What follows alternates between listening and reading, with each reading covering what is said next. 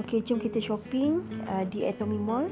Kali ni saya tunjuk menggunakan website Atomy. So, kita pergi dekat website Atomy Malaysia. Klik dekat situ. Kita nampak rupa website ni. Dia akan tunjuk iklan-iklan dulu. Tekan je pakar. Okey, so kita nampak My Office yang bulat dekat bawah tu. Klik My Office. Okey, kita masuk. Kan kita punya ID dengan password kita. Okey, sign in. Okey, so kita dekat bawah tu nampak Atomy Mall kan, klik.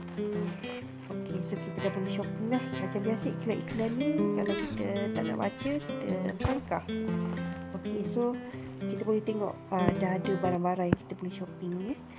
Kalau nak kategori tertentu, kita boleh tengok Azam Mall. Azam Mall ni produk selain daripada Atomy. Offer ni produk-produk yang ada offer daripada Atomy lah, dijual lebih murah. Hemohim, ada produk kesihatan, produk kecantikan. Katalah saya nak tengok produk kecantikan, klik kat sini. Okey, saya nak beli Absolute sunscreen ni. Okey, saya klik purchase. Saya klik add to cart. Kalau nak baca detail produk, kita scroll je ke bawah. Scroll je ke bawah. Kita boleh baca detail produk. Expand product details. So dia akan explain tentang produk tu lah dengan sangat detail. Okey.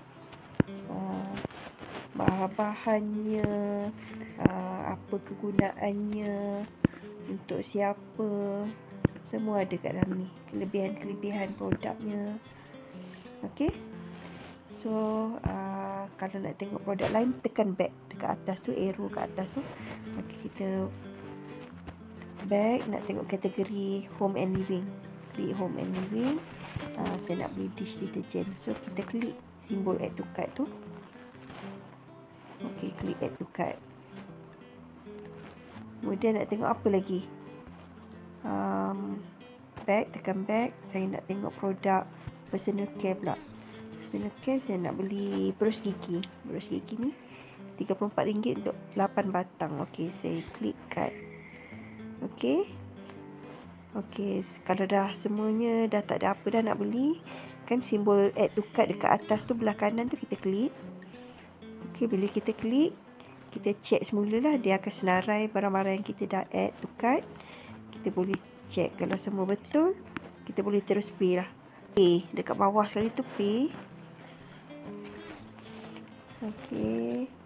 So dia akan tunjuklah senarai info seperti yang tukang ordernya siapa, sendernya, dan dia ada alamat. Kalau belum ada alamat, kita masukkan alamat.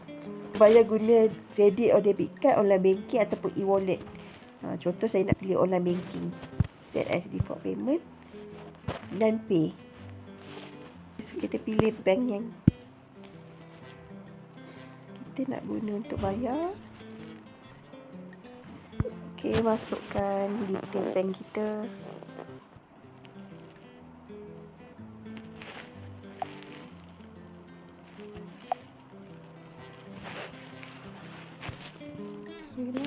Okey, saya nampak. So kita boleh nampak lah, bila kita dah siap buat bayaran, dia akan jadi macam ni, order completed, ada order number. So maksudnya kita dah pun berjaya membeli barang Atomy. Okey, happy shopping.